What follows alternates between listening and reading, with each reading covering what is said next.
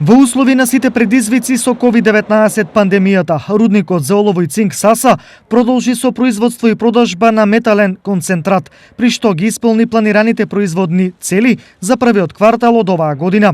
Како резултат на тоа, раководниот тим на Саса одлучи на сите вработени покрај редовните плати да им исплати премија, бонус за нивниот придонес во исполнување на планираните производствени параметри.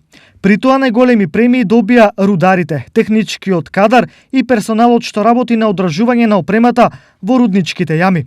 Од почетокот на 2020 година, платите на вработените во рудникот Саса се зголемени во просек за дополнителни 5%. Тоа беше четврто поред зголемување на платите во последните 3 години, откако компанијата Central Asia Metals со седиште во Лондон го презеде рудникот. Заштитата на благосостојбата на сите наши вработени и добавувачи во овие предизвикувачки времиња представува наш највисок приоритет.